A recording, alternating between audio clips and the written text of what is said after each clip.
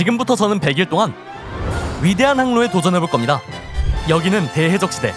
이 세계엔 각자의 꿈과 희망을 이루기 위해 바다를 나온 자들이 가득합니다.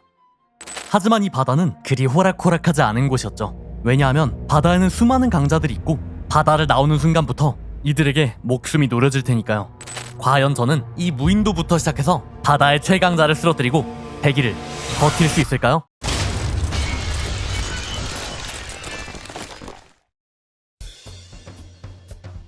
일단 나무 먼저 캐주고 나무 곡괭이를 만들어준 다음 그걸로 돌을 캐서 돌곡괭이까지 빠르게 만들어줬습니다. 이제 주변에 있는 동굴에 들어가서 간단하게 파밍을 할 생각이에요. 작은 섬이다 보니 동굴도 깊지 않고 자원도 생각보다 많지 않기 때문에 눈에 띄는 자원들만 빠르게 챙기고 바로 바다로 나갈 준비를 해볼 거예요. 이 정도면 다 털었다. 이제 화로도 만들어서 얻은 철들을 구워주기 시작했죠. 이제 광물 자원이 구워지는 동안 섬을 돌아다니면서 식량을 모으기 시작했죠. 다행히 섬에는 돼지나 양 등 동물들이 꽤나 돌아다니고 있어서 며칠 동안 먹을 식량 정도는 구할 수 있었습니다. 이제 구운 철들로 철 도구들을 만들어줄 겁니다. 철 곡괭이와 철 도끼까지 만들어줬죠. 섬 바깥에서는 나무를 구하기 힘들 수도 있으니 만든 철 도끼로 밤이 될 때까지 나무를 모아줬습니다. 이제 해가 지고 밤이 되었으니 얻은 양털로 침대를 만들어주면서 무인도에서의 첫날 밤이 지나갑니다. 이제 2일차 아침이 밝았습니다. 어제 생존에 필요한 최소한의 자원은 모았으니 오늘은 드디어 이 섬을 떠날 준비를 할 차례죠. 먼저 배를 만들어줄 건데 이렇게 만들어둔 틀에 나무를 채워주고 이 아이템을 틀의 양옆에 붙여주면 앞으로의 항해를 책임져줄 배 한 척이 완성되죠. 나무가 많이 들어간 만큼 상자나 화로를 둘 정도로 배 내부 공간이 꽤 여유롭네요. 이제 나무로 노까지 만들어서 붙여주면 드디어 배를 띄워서 바다를 향해 출발할 수 있게 됐죠. 생각보다 출항을 빠르게 할 수 있어서 시작이 좋네요. 그날 밤 정처없이 바다를 떠돌던 중 배 한 척을 발견했습니다. 위험한 배일지도 모르니 조심히 접근해보기로 했죠. 다가가서 확인해보니 해적들이 타고 있는 배인 것 같네요. 일단 식량 조달을 위해서라도 싸우긴 해야 하는데 가지고 있는 자원들론 무기나 방어구를 완벽하게 맞출 순 없었습니다. 그래서 간단하게 철검 하나를 만들고 거기에 철을 하나 더 합쳐서 무기 하나를 만들었습니다. 임시방편으로는 나쁘지 않은 무기죠. 남은 철로는 투구 하나랑 배를 올라타기 위한 사다리도 만들었습니다. 이제 조심스럽게 해적선을 습격하기 시작했죠. 그래도 전략적으로 해적들이 별로 없는 배 뒤편으로 들어와서 싸우기 시작했고 순식간에 2마리를 처리했죠. 이제 몰려오는 해적들과도 싸우며 생각보다 큰 문제 없이 해적들을 소탕하고 있었어요. 하지만 선장급 해적은 얘기가 달랐습니다. 잡해적 정도는 쉽게 쓰러뜨릴 수 있었지만 이 녀석의 공격은 하나하나가 치명적이었죠. 자칫 잘못했으면 그대로 죽었을지도 모르겠네요. 정면 돌파로 녀석을 쓰러뜨리는 건 상당히 힘들 것 같습니다. 그러면 조금 비열하지만 뱃머리 쪽으로 삥 돌아서 탑을 쌓아가지고 녀석의 사정거리 바깥에서 공격해보려고 했지만 이 방법으로도 쉽지 않겠네요. 녀석을 어떻게 처리해야 할지 고민하고 있었는데 문득 해적들을 잡으면서 삼도르라는 발전 과제를 클리어한 것과 해적들을 쓰러뜨리고 얻게 된 여분의 검이 떠올랐습니다. 그렇게 어그로를 빼기 위해 뒤편으로 돌아온 저는 2자루의 검을 이용해서 새롭게 해금된 스킬 이도류, 회오리치기를 사용해 위기를 타파할 수 있었죠. 이 전투로 삼도르 발전 과제가 열리면서 검사의 길을 걷게 됐습니다. 이제 해적들도 다 처리했으니 배에 있는 전리품 상자를 털어볼 생각이에요. 전리품 상자를 열면 이렇게 약간의 식량과 자원을 얻을 수 있기 때문에 굉장히 중요한 파밍 요소 중 하나예요. 이제 배에 있는 상자들 전부 열어주고 상자들을 정산해보니 꽤 나쁘지 않은 수확량이었죠. 그렇게 또 하루가 지나가며 3일차 아침이 밝았습니다. 이제 삼도르라는 전투 기술을 익힌 저는 눈에 보이는 배들을 전부 털기 시작했죠. 항해를 시작한 지 얼마 안 됐기 때문에 아직까지 약한 해적선들밖에 없었으니까요. 하지만 자원이 부족하다 보니 갑옷을 만들지 못해서 전투하면서 들어오는 데미지가 꽤나 위험하긴 했지만 조금만 주의하면 죽을 정도까지는 아니었죠. 아직은 좀 약하다 보니 해적선 하나를 처리하는데도 시간이 걸렸지만 하나하나 처리하면서 확실하게 경험치를 쌓아갔죠.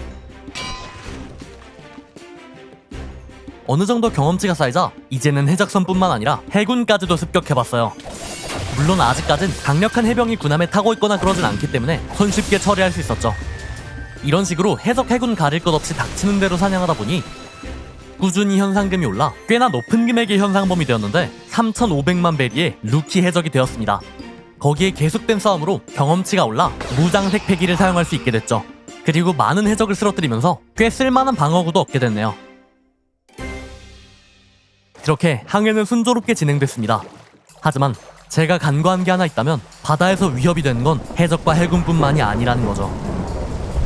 갑작스럽게 맑은 하늘에 비가 내리기 시작했고 굉장히 불길한 기분이 들기 시작했습니다. 아니나 다를까 하늘은 이내 엄청난 소용돌이를 만들어내기 시작했고 그 소용돌이는 순식간에 거대해져 저와 제 배를 집어삼키려 들었죠. 아니 야 이거 조성이 안 되는데? 아니 뭐 미친... 이건 이 바다에서 가장 주의해야 하는 것들 중 하나인 자연재해 록업 스트림이었죠. 그나마 다행인 건 이렇게 소용돌이에 휘말렸지만 주변이 전부 바다라서 낙하 데미지를 받을 걱정이 없다는 거였죠. 그렇다고 가만히 있다간 해왕류들까지 끌려와서 굉장히 위험해질 수 있으니 최대한 소용돌이에서 빠져나가려고 발버둥 쳤고 어떻게든 소용돌이 바깥쪽으로 빠져나올 수 있었죠.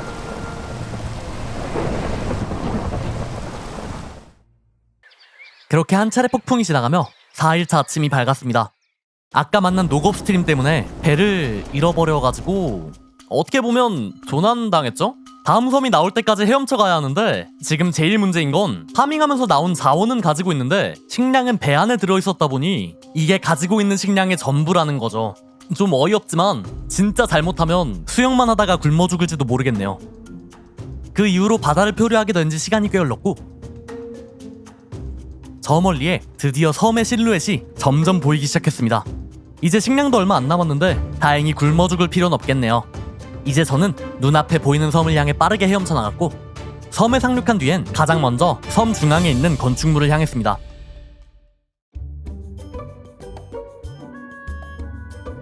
안을 좀 둘러봤는데 생긴 걸로 봐선 무기나 방어구 상점 같았죠. 먼저 상점 안에 있는 상자들을 전부 털어주면서 식량을 챙겨줬습니다. 이 정도면 당장 굶어 죽을 일은 없겠네요. 이제 상점 주인이랑도 대화해봤는데 상당히 많은 무기들을 팔더라고요. 이런 어디서나 볼 수 있는 잡검들부터 세계에 21자루밖에 없다는 명검, 12자루밖에 없다는 최상 명검까지 정말 다양한 무기를 팔고 있었는데 제가 가지고 있는 자원들론 기껏해야 명검 1자루밖에 못 사네요. 그렇게 어떤 무기를 살지 고민하던 중 유난히 반짝이는 검 하나가 있더라고요. 다른 무기에 비해 반짝거리는 모습에 홀린 듯이 이 검을 구매했습니다. 이 검은 엠마라고 하는 명검 중 하나로 요도의 성질을 가지고 있는 검이었죠. 일단 검을 구매했으니 밖에 나가서 한번 사용해보려고 합니다.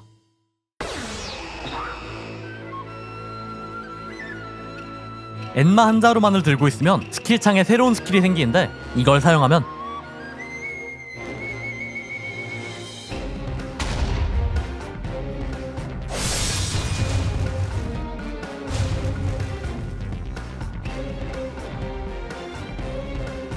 정말 상상 이상의 위력이었죠.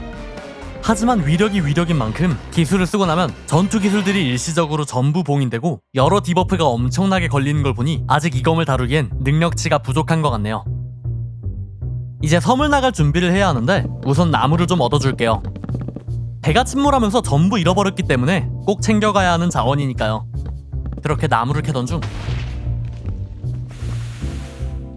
이 섬에서 사는 생명체와 마주하게 되었습니다. 녀석은 쿵푸듀공. 꽤나 호전적인 녀석으로 알려져 있는데 아니나 다를까 가까이 가기만 해도 공격하더라고요. 몇 번 맞아보니 공격도 생각보다 강력한 것 같네요. 동료로 데려가서 키우면 큰 도움이 될 것 같다는 생각이 들었고 녀석과 함께 해적단을 하나 만들어 볼까 합니다. 해적단은 이렇게 단축키를 누르면 창이 나오고 여기에 이름을 적으면 해적단이 만들어지는 거죠. 수박머리 해적단. 야무진데? 해적단을 만들면 이렇게 깃발을 하나 받게 되는데 이 깃발로 이렇게 생각보다 쉽진 않네요. 체력을 깎아야 한다고 하니 한 대 때려봤는데 한 방에 죽더라고요. 실수로 한 마리를 죽이고 말았지만 다행히 섬기색을 둘러보니 듀공들이 꽤 많더라고요. 어차피 동료로 데려가려면 많아봐야 한 마리밖에 못 데려가니까 기왕 데려가는 거 한 방에 죽지 않는 강한 녀석을 데려가는 게 좋을 것 같네요. 그렇게 저는 섬 아래까지 내려갔고 한 방에 죽지 않는 녀석을 발견했죠. 거기에 저에게 반격까지 가하는 꽤나 근성이 있는 녀석이라서 상당히 마음에 들었습니다. 체력이 깎인 듀공은 제 해적단에 들어오게 되었고 쓸쓸했던 제 모험에 드디어 동료가 생겼네요. 떠나기 전에 듀공이 전투 중 죽을지도 모르니 가지고 있는 철로 갑옷을 만들어주기로 했죠. 이렇게 갑옷을 입혀주고 아까 캔 나무들로 간단한 보트를 만들어서 듀공과 함께 다시 모험을 떠났습니다.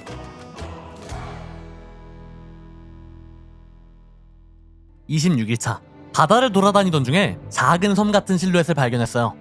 뭔진 모르지만 바로 가서 확인해보기로 했죠. 저희가 발견한 실루엣은 섬이 아니라 바라티에라는 해상 레스토랑이었어요. 당장에 식량도 없어서 싸우기 힘들었는데 여기에서 최대한 식량을 챙겨가야겠네요. 1층은 파밍할 만한 요소가 없었고 2층으로 가는 길이 있어서 올라와 봤는데 누군가 있긴 하더라고요. 다행히 공격적이진 않네요. 그렇게 저는 안심하고 레스토랑의 상자를 털었습니다. 확실히 식당인 만큼 음식이 엄청나게 많았습니다. 이 정도면 앞으로 식량 걱정은 안 해도 되겠네요. 그렇게 상자를 털면서 아이템도 정리하고 있던 중 어? 뭔 소리야? 어? 아니 왜? 레스토랑에 있던 녀석과 듀공이 갑자기 싸우기 시작했죠. 중립몹인 녀석과 제 동료인 듀공이 왜 싸우게 됐는지 처음엔 이해하지 못했지만 알고 보니 제가 상자를 털고 있던 사이에 듀공이 먼저 녀석을 공격했고 그렇게 싸움으로 번지게 된 거였죠. 이대로 뒀다간 듀공이 죽어버릴지도 모르니 바로 무기를 들고 듀공과 함께 녀석을 공격하기 시작했어요. 상당히 강력한 녀석이었지만 2대1로 밀어붙이면서 우위를 점했고 듀공이 상대를 계속 공격하고 있는 사이에 폐기를 실은 풀차징 스킬로 일격에 처리할 수 있었죠. 아직은 듀공이 약하기 때문에 이렇게 함부로 시비를 털지 않도록 주시해야겠네요. 그렇게 식량을 챙긴 저희는 레스토랑을 뒤로하고 모험을 떠났습니다.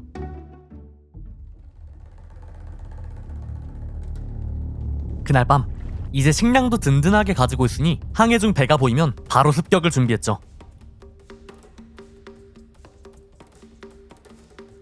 꽤나 먼 거리를 항해해온 만큼 이전보다 강한 녀석들이 있을지도 모르니 조심해서 올라가 봐야겠네요. 이 바다부턴 군함을 타고 있는 보스급 몹들이 존재하는데 잡병들은 크게 문제가 되진 않았지만 보스 몹들이 지금까지 만났던 녀석들보다 훨씬 강하기 때문에 방심해선 안 됐습니다. 이제 남은 녀석이 이 군함의 보스 몹이에요. 일반 해병들과는 다르게 잡몹은 한 방에 죽이는 제 공격을 받아낼 정도로 상당히 튼튼했죠. 하지만 좋은 무기를 얻게 된 것과 꾸준히 현상금을 쌓아서인지 이전보다 훨씬 강한 녀석들이 타고 있는 군함인데도 어려움 없이 처리했네요. 어느 정도 현상금이 쌓인 뒤엔 듀공도 불러내서 전투에 참여하도록 했습니다. 저보다는 아니지만 듀공도 제 현상금이 오르면서 같이 조금씩 올랐기 때문에 잡해병 정도는 간단하게 처리하는 모습을 보여줬죠. 아까보다 큰 군함인 만큼 해병의 수도 꽤나 많이 몰려들어서 위험해질 수 있었지만 듀공의 서포트 덕분에 그나마 수월하게 타파할 수 있었죠. 다음으론 이 군함의 보스몹을 처리하러 갔습니다. 역시나 이 녀석도 간단하게 이길 수 있는 상대는 아니었죠. 스피드도 상당한 데다 최대로 차징한 큰 기술로도 한 방에 죽이지 못할 정도로 튼튼했죠. 이기지 못할 정도는 아니지만 앞으로 만날 녀석들을 상대하기 위해선 계속해서 현상금을 올려둬야겠네요. 그렇게 저와 듀공은 해군의 군함은 물론 해적선까지 무차별적으로 습격하며 현상금을 쌓아갔습니다. 이제 듀공과 함께 해적선의 보스를 처리하러 갔는데 이전에 비해 듀공도 상당히 현상금이 많이 쌓여 웬만한 녀석들보다 강해졌기 때문에 이런 잡해적단 선장 정도는 간단하게 처리할 수 있었죠.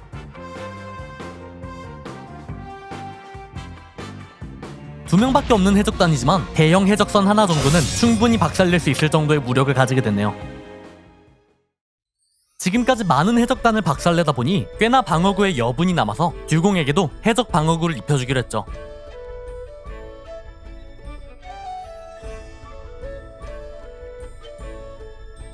그렇게 저와 듀공은 밤낮 할 것 없이 현상금을 쌓아갔고 제 현상금은 2억 2천, 듀공의 현상금은 1억 3천까지 오르며 이제 둘 다 상당한 흉악범 반열에 들게 되었네요.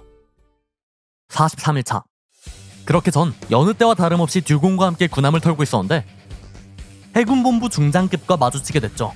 녀석은 뭉게뭉게 열매를 먹은 능력자라서 일반적으로는 공격이 통하지 않지만 이미 저희는 무장색 패기를 익힌 상태였기 때문에 전혀 문제가 되지 않았습니다.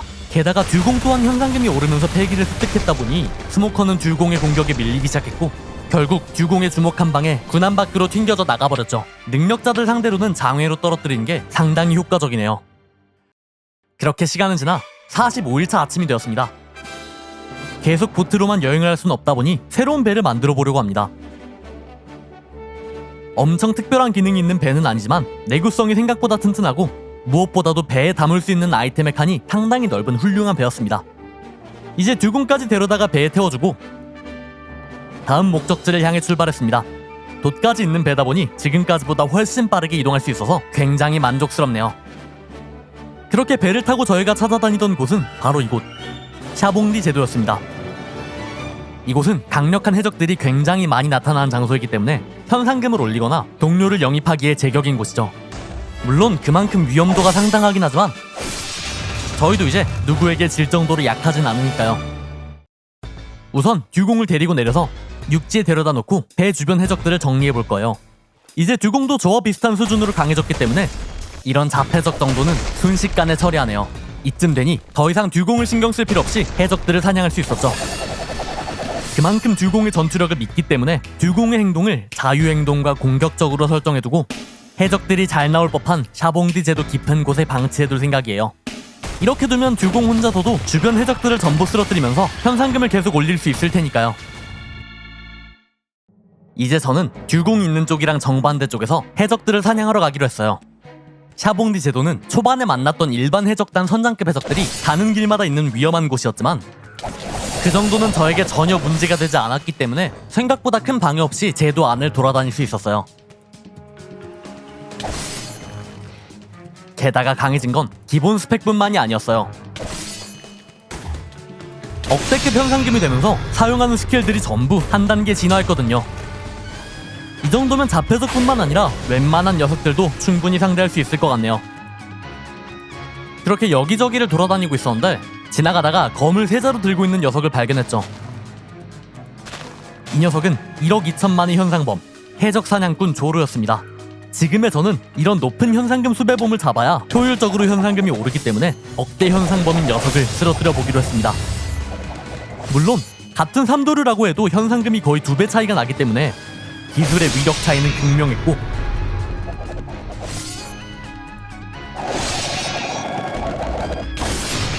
조르 쪽이 압도적으로 밀리기 시작했죠. 이제 어느 정도 체력을 깎아냈으니 쓰러뜨리기 전에 동료를 한번 만들어 보려고 합니다. 일시적으로 조르를 저희 해적단에 영입했습니다. 녀석을 영입한 건 다름이 아니라 녀석이 들고 있는 검세자루가 전부 이름 있는 명도였기 때문이었죠. 검들을 전부 뺏어주고 방어구까지 뺏어준 다음 검이 없는 검사는 필요 없으니 방출시켜주겠습니다. 그렇다는 건 이제 아무런 무기도 없는 억대 현상범을 손쉽게 쓰러뜨릴 기회라는 거죠. 조루는 약간의 발버둥을 쳐보지만 검이 없는 상태에선 아무것도 할 수 없었고 검과 방어구를 뺏긴 조루는 순식간에 쓰러지며 제 경험치가 되었습니다. 그 시각 저와 멀리 떨어져 있던 듀공은 처음에 데려다 놓은 곳 주변에서 스폰된 해적들과 계속 싸우며 현상금을 쌓고 있었습니다.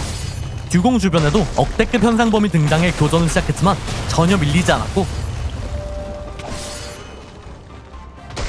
오히려 압도하며 녀석을 쓰러뜨리기까지 하는 모습을 보여줬어요. 듀공의 전투력은 의심할 여지가 없었기에 혼자 활동하더라도 누군가에게 진다는 건 상상조차 할 수 없었죠. 그 녀석과 만나기 전까진 말이에요. 이 녀석은 철룡인, 강하진 않지만 죽이면 엄청난 수의 해군이 몰려오기 때문에 절대 건들면 안 되는 몹 중 하나지만 철룡인 주변까지 간 듀공은 마주치자마자 총에 맞았으니 아무 생각 없이 철룡인을 때려 죽여버렸고 결국 섬 전체에 해군들이 들이닥치기 시작했죠. 물론 듀공에게 자폐병 정도는 얼마나 몰려온들 큰 문제는 없었지만 문제는 따로 있었습니다. ったくひどいね。 듀공의 눈앞에 순식간에 해군 대장 키자루가 나타났고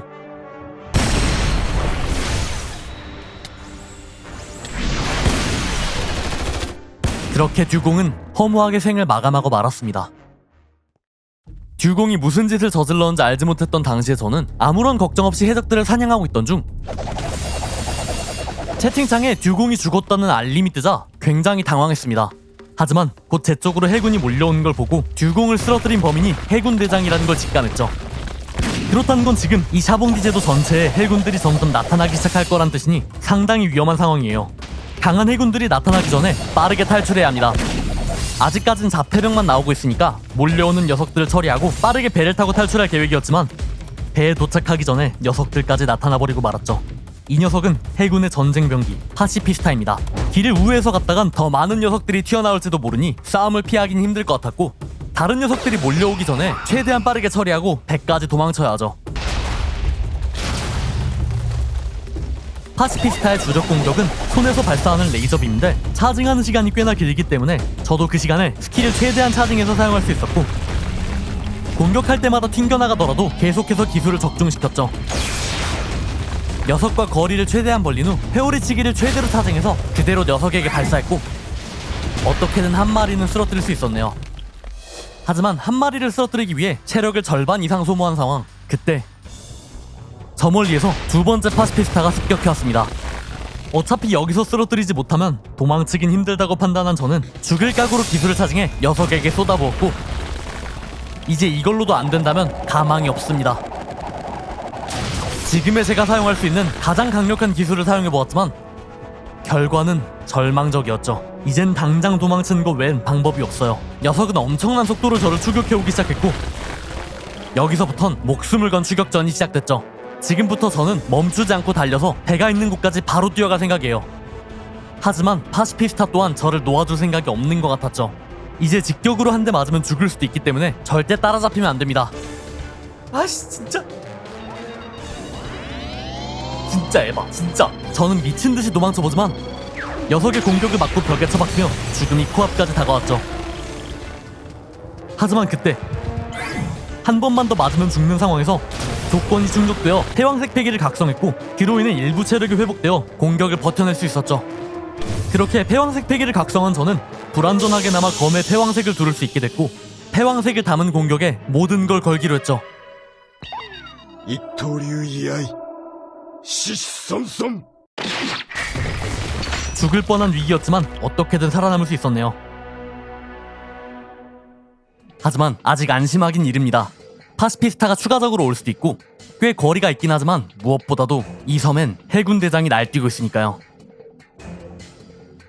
다행히 해군 대장과의 거리가 있어서 그런지 배에 도착할 때까지 조우하지 않았고, 그렇게 저는 배를 출항시키며 전속력으로 샤봉디 제도를 빠져나왔죠.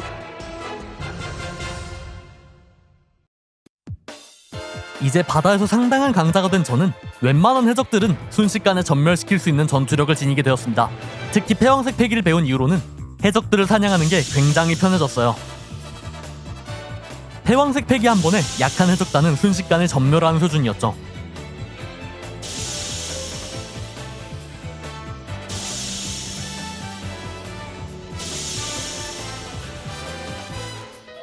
그렇게 53일부터 25일 동안은 현상금을 올리는 데에만 집중했죠.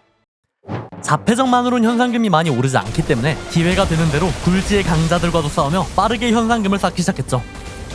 지금의 저는 검을 많이 사용했기 때문에 무장색 패기는 강력하지만 견문색 패기, 다시 말하면 공격력에 비해 방어력이 상당히 부족하다 보니 저보다 약한 상대라도 상대의 궁극기급 공격은 잘못 맞았다간 즉사하기 때문에 절대로 방심해선 안 됩니다. 이런 공격들 말이죠.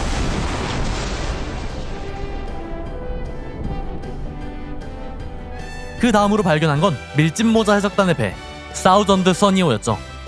배에 올라타서 호기롭게 루피에게 싸움을 걸어보지만 이 루피는 무장색과 견문색 등 패기를 극한까지 마스터한 정상급 강자의 전투력을 지닌 상태였고, 전공법으론 간단하게 이길 수 없는 상대였어요. 공격을 할 때마다 무장색과 패왕색의 충돌이 일어났고, 루피의 엄청난 연타와 함께 거대한 패기의 충돌이 일어나며 치열한 싸움이 이어졌죠. 하지만 루피도 결국 악마의 열매 능력자, 아무리 굴지의 강자라 할지라도 능력자인 이상 약점은 명확했죠. 그렇게 25일 동안 수많은 강자들을 처리하며 제 현상금은 17억 베리까지 치솟게 되었죠. 이제 이 정도로 강해졌으니 남은 건 흰수염에게 도전하는 것뿐이네요. 근데 흰수염 해적단의 배를 찾으러 항해만 하는 건 지루할 테니 넘어갈게요. 그 사이 구독 한 번씩 눌러주세요.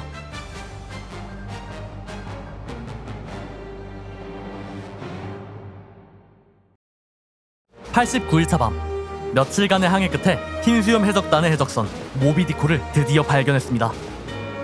모비디코에 올라온 저는 이번 생존기에 마지막 전투를 준비했죠.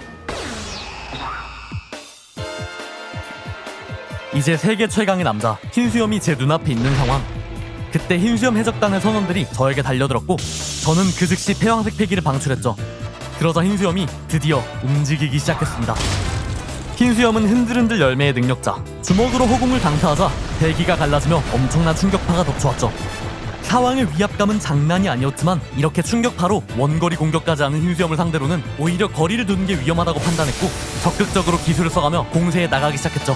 그렇게 흰수염과 합을 주고받으며 치열한 공방을 이어나갔지만 이렇게 강해졌는데도 흰수염의 공격을 받아치는 게 고작이었어요.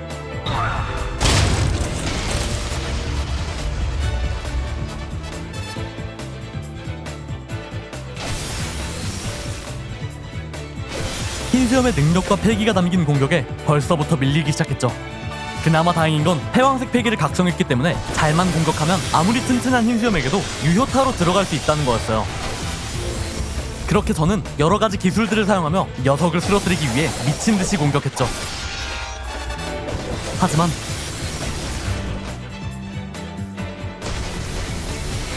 흰수염은 너무나도 강력했어요. 흰수염도 이렇다 할 타격은 못 받은 것 같으니 위험하긴 하지만 패기의 출력을 최대치로 높여보려 합니다. 지금부터는 패왕색의 출력을 최대치로 높인 여망 상태에 돌입했죠. 그렇게 패기를 극한까지 끌어올리자 조금씩이지만 흰수염의 공격보다 우위를 점할 수 있게 되었죠. 하지만 흰수염은 지금까지보다 더욱 강력한 패기로 제 공격을 받아치기 시작했죠. 한 번 부딪힐 때마다 엄청난 패기의 충돌이 배 전체를 뒤덮었어요. 마지막으로 꺼내든 기술은 삼도류의 최강 스킬. 그렇게 말도 안 되는 크기의 패왕색 충돌이 이어졌고 그럼에도 흰수염의 패기는 뚫어낼 수 없었습니다. 역시 아무리 기력이 쇠했을지라도 세계 최강의 남자. 이제 여망의 지속시간도 남지 않았고 체력도 더 이상 버틸 수 없는 상황. 그렇다면 3도류가 아닌 1도류에 모든 걸 걸어보기로 했죠. 승부를 결정짓는 마지막 패왕색 충돌이 일어났고 흰수염은 그 공격을 마지막으로 선체로 생을 마감했습니다.